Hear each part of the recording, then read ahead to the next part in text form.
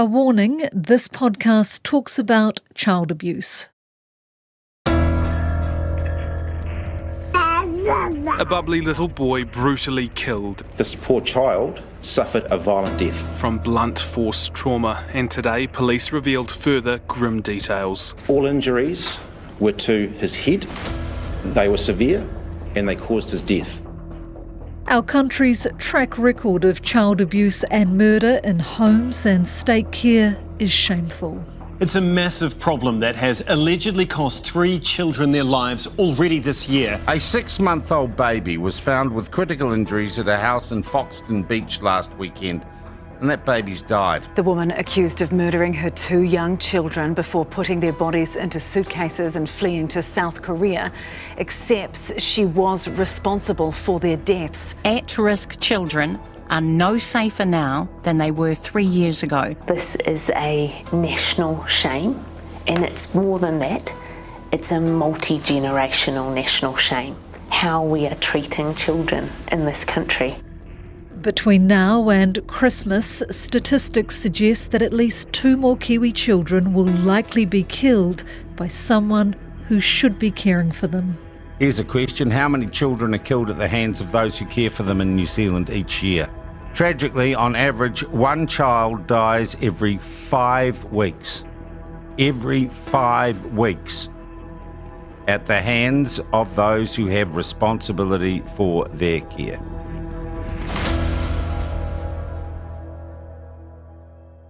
So how do we better protect our most vulnerable and at-risk children? And what role does kinship care play in this? That's when close family and friends step in to raise children when the parents can't, either for mental or physical ill health reasons, death, imprisonment, violence, abuse, and or neglect. Do these carers, often grandparents, have the right support and resources around them? And will a new report on kinship care make a difference? Kia ora, I'm Amanda Gillies, and today on The Detail, to get those answers, I talked to Dr Michelle Egan-Bittron from advocacy group Family for Every Child. I don't know if you're aware, New Zealand does not have a child abuse prevention strategy and action plan. That's crazy. It is. We have components, and we have the work around the elimination of sexual violence and family violence. That does not cover child abuse and neglect in all community settings. And that was picked up in the Royal Commission of Inquiry, and I was one of the principal advisors in the final report in the faith leadership team there. A national disgrace. The Royal Commission of Inquiry into State and Faith-Based Care has released its findings. It estimates that of around 655,000 people in care from 1950 to 2019, 200,000 were abused and even more were neglected. We have the state care, the faith, but the recommendations, they acknowledge, while out of scope, that this happens in community settings, in institutional settings, sports clubs, after-school activities, all sorts of settings. But we have nothing at the moment in terms of a joined-up, integrated approach across government, working with community organisations, with iwi, around the prevention of child abuse and neglect and early identification and intervention. That's huge. That's what we need as the overarching priority. And beneath that, as part of that, a core component of that is kinship care as well. But we're missing this roadmap for agencies, government agencies and community agencies. Along with, we have a lack of monitoring, regulation and accountability lines. Now, the Royal Commission has made recommendations around state and faith-based settings, including pastoral care, and it is my hope that the government will respond and progress those. But this is the state of New Zealand at the moment.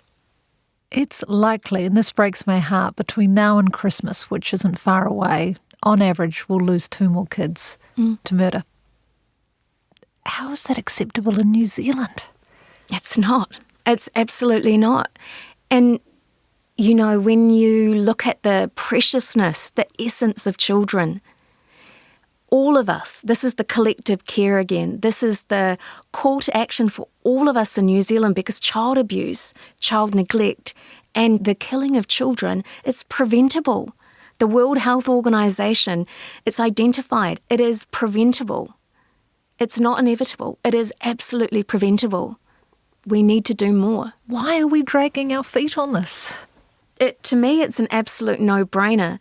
But until we actually have that leadership to prioritise children and to prioritise a strategy to prevent child abuse and neglect and an action plan, and we're looking at measurables and to see progress, to collect data and evidence to understand and prioritise kinship care, and then moving resources to wrap around and support families tailored to their unique needs, whether it's disability, because that's another shocking fact in New Zealand, is that children who are disabled are more likely to be removed from their families into care, but also have higher rates of abuse and neglect. We have a lot of systems change to do in terms of looking at equitable supports as well.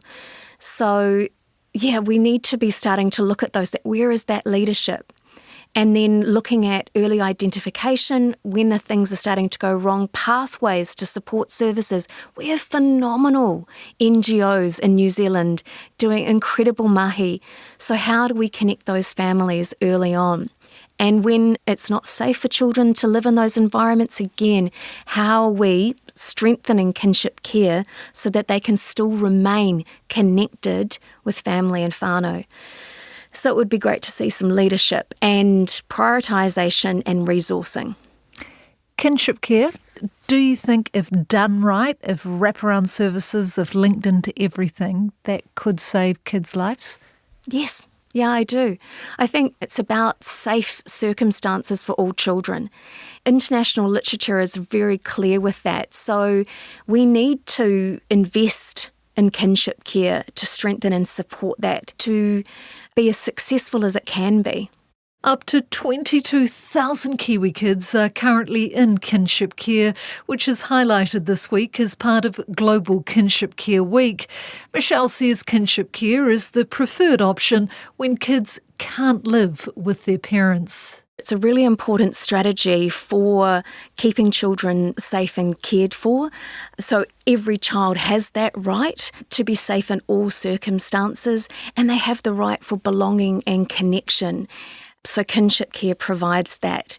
And with that connection and sense of belonging, the sense of self is developed, your connection to your culture, your identity. And also the research is very clear that there are educational, physical, psychological benefits, many different benefits from being with family and whānau. And when you are unable to be directly with parents, that wider extended family and whānau, the benefits are very clear. That is why the UN and international bodies see that as that should be the first option, the preferred option for children and young people. So there's a movement across the globe working with NGOs, CSOs, and it's really looking at increasing the profile and understanding of what kinship care is, why it's so important, the fact that it's embedded in cultures around the world, and also what do we need to do to strengthen it, to maximise its potential for caring for our children and providing belonging and connection as they grow up. And this is, you do not involve oranga tamariki, is that right? And it differs from, say, foster care, another type of thing where you put kids in other families. Well, kinship care in Aotearoa, New Zealand, so there is statutory kinship care, so that can actually be within oranga tamariki where children are placed with kin. Then there's formal kinship care that doesn't involve oranga tamariki, but that goes through the court processes, so perhaps through parenting orders, things like that. And then there's informal kinship care, where it's informally arranged with family and whānau. And, you know, in New Zealand, we have 16,000 to almost 22,000 children living in kinship care arrangements in New Zealand. So it's a really significant number across those three different forms of kinship care. Do the carers, do they get paid? What sort of powers do they have, I guess, and responsibility and resources do they have to look after these kids? It does differ, and that's one of the areas in New Zealand. So, for example, if you were a kinship carer under Oranga Tamariki, so statutory kinship care, you may have access to, for example, greater support of assessments, whether it's mental health assessments, neurodiverse assessments and interventions with disability, all of those sorts of things as well. You also have a supported care as well, so social workers working alongside you. However, if you are in formal care, the children have very similar needs in all settings, but you do not have equitable access to those resources as well. So caregivers in those settings, they can feel that burden more, and also they may not have the supports to navigate the complexities of the issues and the systems as well. She says it can be particularly tough for grandparents turned carers. For many of those grandparents, with that children often quite suddenly coming to live with them, it had implications for their own employment, and so there was a loss of income. Taking time off work to try and arrange health assessments with schooling, and also with the family court and trying to navigate that. There's a loss of income. So this financial burden is quite high.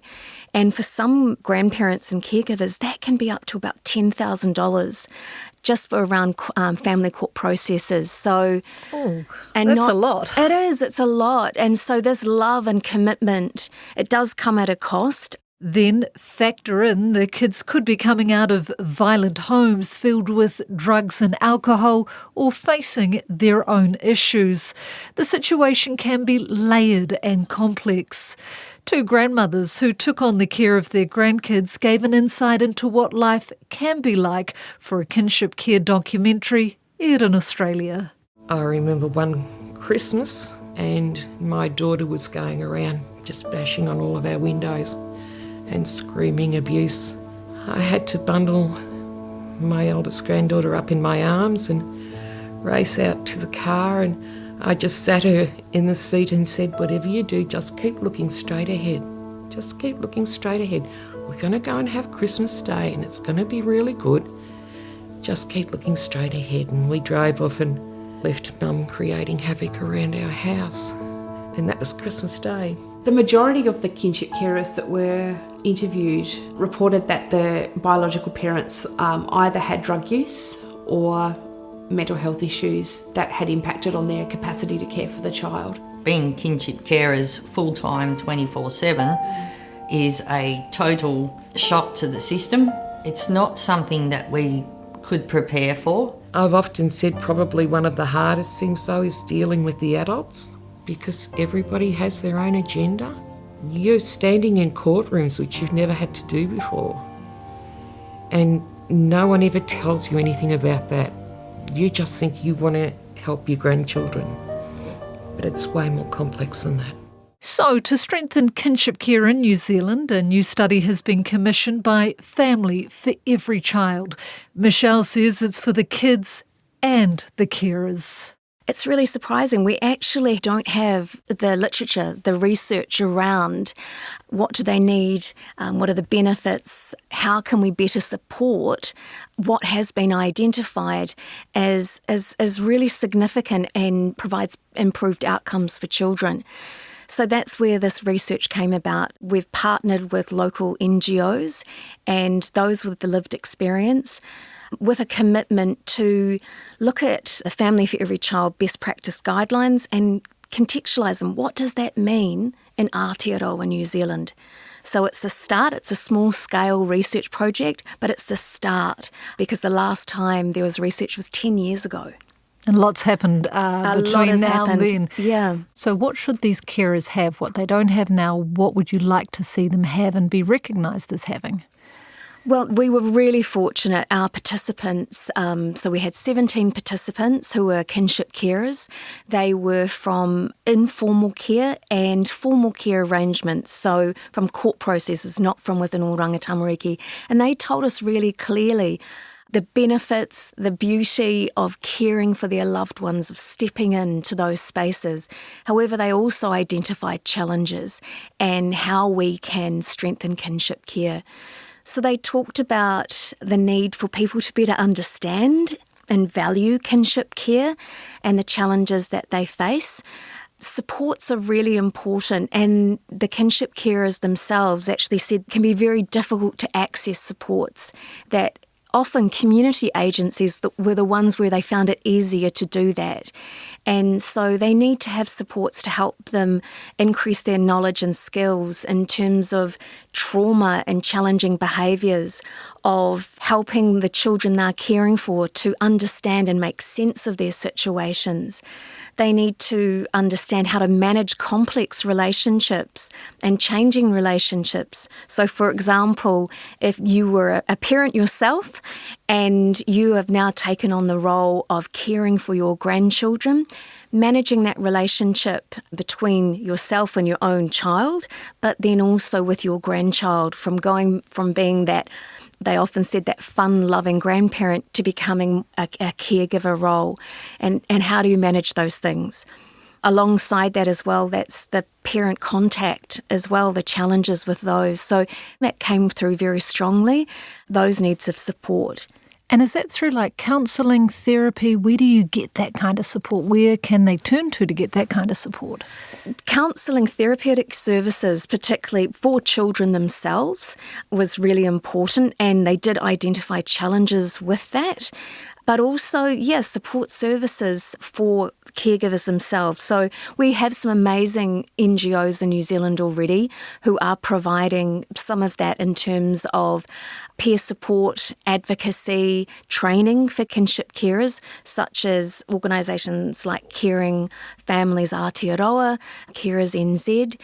So those are really important. But again, it's actually knowing that that exists. How can we get that information out? So it's normalising and talking about kinship care in New Zealand more, and so that they have access to that information. And when they, for example, come into the family court processes, there are opportunities to link that information in as well. So it's been raising awareness as well is really important. The report has now been completed and was released this week. Among the recommendations, developing clear policies, strategies and guidance, promoting public awareness and acceptance of kinship care, strengthening the capability of the social service workforce and ensuring adequate and accessible funding for all carers. Michelle hopes the recommendations are adopted and has a message for the government. The message would be, first of all, for an overall need for a child abuse prevention strategy and action plan and intervention. The second would be to prioritise kinship care as part of care reform. And as there is this global movement, that this should be one of the number one priorities because of the known benefits.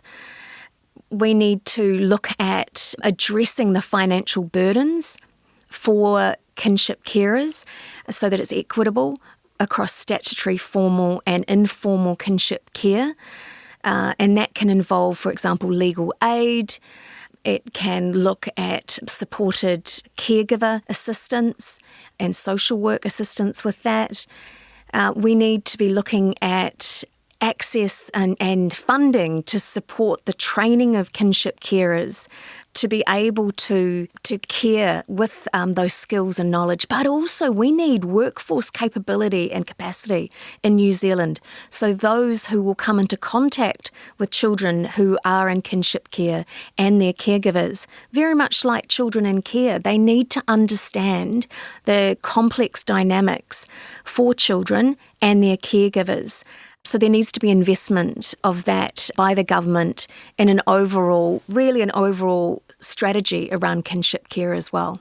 If this all happens, she says, it will support our carers and should protect our children from cases like this. Moko Rangitohirere died after 2 months of abuse by the two people who were meant to be caring for him and his sister.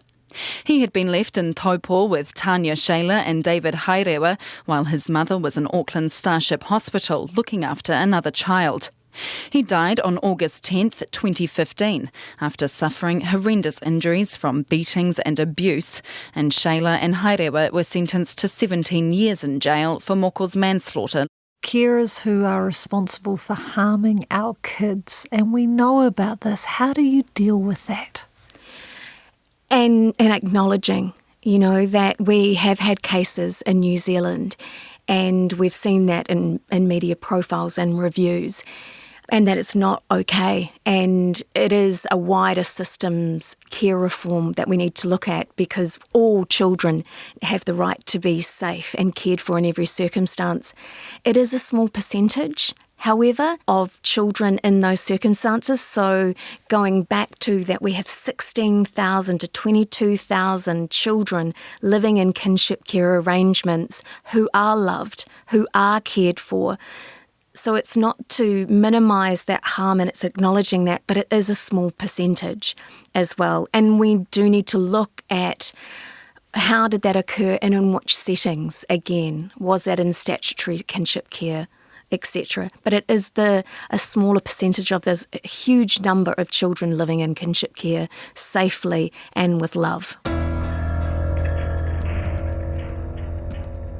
We can do more. We need to do more for our children. Kinship care is part of collective care. And at the moment, New Zealand, we're failing many. And so we can't leave any children behind. That's all for today. The Detail is a newsroom production supported by RNZ and New Zealand On Air.